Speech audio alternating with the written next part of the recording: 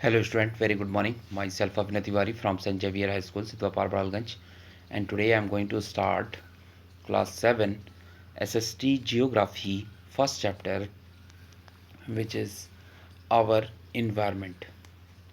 तो student last video में हमने इस चैप्टर में आपको एटमॉस्फेयर के बारे में और उसके इम्पोर्टेंस के बारे में डिटेल में डिस्कस किया था। आज हम लोग बायोस्फीयर पढ़ेंगे। तो आइए वीडियो को स्टार्ट करते हैं।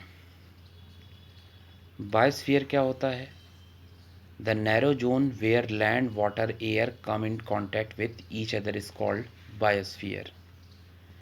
बायोस्फीयर एक ऐसा जोन है जहाँ पे लैंड, वाटर और एयर तीनों ही साथ मिलकर एक दूसरे के कांटेक्ट में आते हैं, जिसे बायोस्फीयर कहते हैं। इसके इम्पोर्टेंस क्या क्या हैं? Biosphere provide the earth with life. Biosphere हमारे पृथ्वी को एक जीवन प्रदान करता है। As it is the only domain, यह एक इकलौता डोमेन है वेयर लिविंग बीइंग एग्जिस्ट, जहाँ पे लिविंग बींग्स एग्जिस्ट करते हैं, रहते हैं। They range from microscopic organism to huge trees, जहाँ पे माइक्रो ऑर्गेनिज्म मतलब छोटे ऑर्गेनिज्म से लेकर हैवी से हैवी पेड़ यहीं पे पाए जाते हैं, एनिमल भी यहीं होते हैं और ह्यूमंस भी यहीं पाए जाते हैं। This great variety of life on earth is called biodiversity. और ये पृथ्वी का महान वैरायटी कह लें यहाँ पे पाई जाती हैं, जिसे हम बायोडाइवर्सिटी के नाम से जानते हैं। अब हम बात करेंगे कंपोनेंट की। The component of the biosphere are divided into two major groups, the plant kingdom and the animal kingdom. They are interdependent and also depend on the biosphere for survival. ये जो हैं दोनों कंपोनेंट, ये एक दूसरे पे depend होते हैं या फिर दूसरे पे यानी बायोस्फीयर पे डिपेंड होते हैं जीने के लिए। All the living organism are independent, और सभी लिविंग ऑर्गेनिज्म जो होते हैं वो इंटरडिपेंडेंट होते हैं and in turn depend on the biosphere for survival. अब बात करेंगे इकोसिस्टम की। An ecosystem is distinct zone in the biosphere that has its own physical and biological environment. Ecosystem जो है एक तरह का बायोस्फीयर में ही, बायोस्फीयर से जुड़ा हुआ एक जोन है। That has its own physical and biological environment, जहाँ पे खुद का फिजिकल और बायोलॉजिकल इन्वायरमेंट होता है। It may be as large as oceans or a forest, or as small as pond or a field. ये जो है ओशियन काफ़ी विशाल भी होता है, यहाँ पे जंगल भी पाए जाते हैं, यहाँ पे छोटे बड़े पॉन्ड्स या फील्ड भी होते हैं। Each ecosystem is form by the interaction of all living organism with each other. Her ecosystem में सभी लिविंग ऑर्गेनिज्म एक दूसरे से अट्रैक्ट करते हैं, इंटरेक्शन होता है उनका with the physical environment in which they leave, और ये इंटरेक्शन फिजिकल इन्वायरमेंट में होगा जहाँ पे वे रहते हैं। The abiotic and biotic component of an ecosystem are link to each other. Ecosystem में ही एबायोटिक और बायोटिक कंपोनेंट दोनों ही आपस में एक दूसरे से जुड़े होकर एनर्जी का ट्रांसफ़र करते हैं। अब बढ़ेंगे नेक्स्ट पेज पे। In every ecosystem, there is a perfect balance or equilibrium in the transfer of energy and matter among the different component. Her ecosystem में एक इक्विलिब्रियम बनता है परफेक्ट बैलेंस होता है किसके बीच, बायोटिक और एबायोटिक कंपोनेंट के बीच, किसके लिए, ट्रांसफ़र ऑफ एनर्जी और मैटर के लिए। This is known as ecological balance. इसी को इकोलॉजिकल बैलेंस कहा जाता है। अब इस चैप्टर का लास्ट टॉपिक है human environment.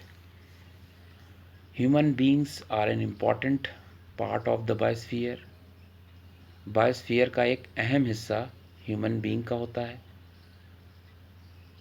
In fact, humans are the only living organism who have consciously altered the environment to suit their needs.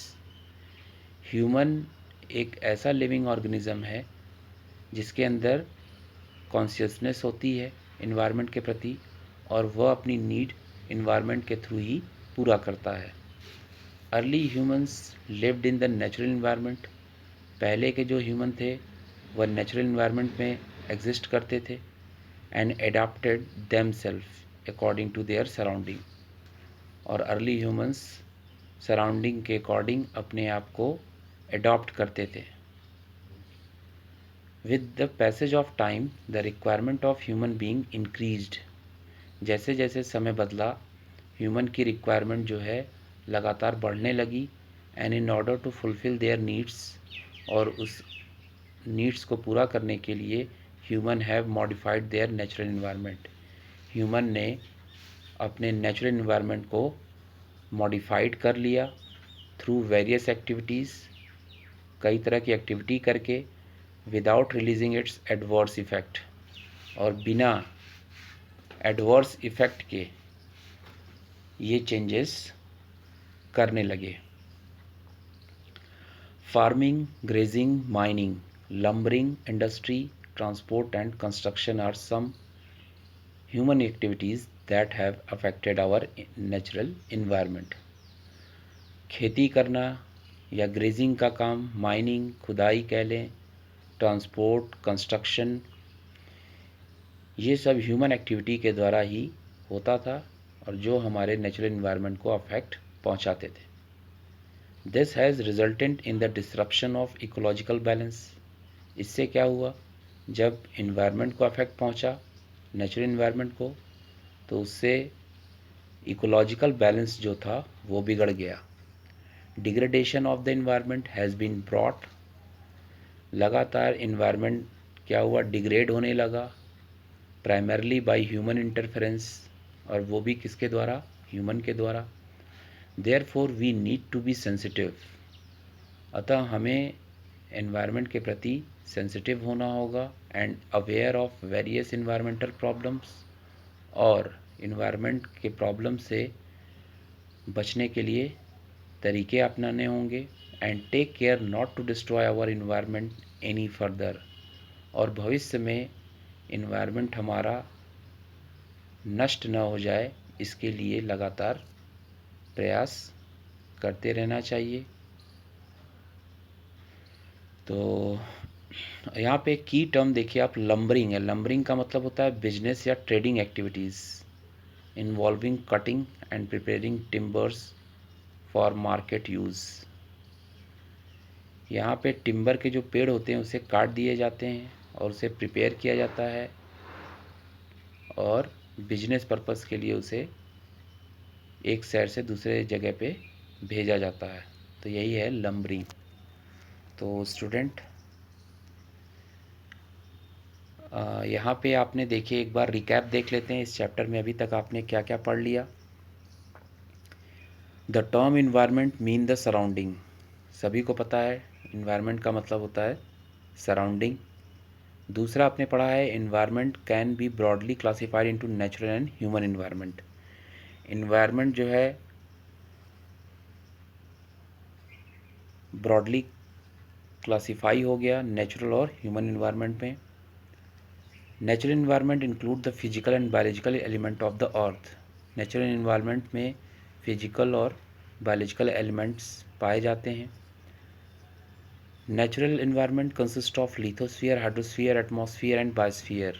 Natural environment में ही लिथोस्फीयर, हाइड्रोस्फीयर, एटमॉस्फेयर और बायोस्फीयर होता है। और लास्ट में हमने पढ़ा human being are an important part of the biosphere and have altered the natural environment with their activities. तो human beings एक महत्वपूर्ण हिस्सा है बायोस्फीयर का, जिसके द्वारा नेचुरल इन्वायरमेंट में एक्टिविटीज़ किया जाता है और जो भी चेंजेस होता है वो ह्यूमन के द्वारा ही होता है। तो स्टूडेंट, आज के लिए बस इतना ही। ये चैप्टर कंप्लीट हो गया और इसके एक्सरसाइज को मैं नेक्स्ट वीडियो में आपके साथ डिस्कस करूँगा। आज का जो होमवर्क है वो इस चैप्टर का एक्सरसाइज के क्वेश्चन को आप करेंगे। एक्सरसाइज में क्वेश्चन नंबर ए, बी और सी यहाँ तक आप कंप्लीट करेंगे रफ़ कॉपी पे और इसके आंसर को मेरे नंबर पे सेंड करेंगे और अगले वीडियो में मैं इन सब का आंसर आपके साथ डिस्कस करूँगा। So we will meet in next video. Till then, bye bye and take care.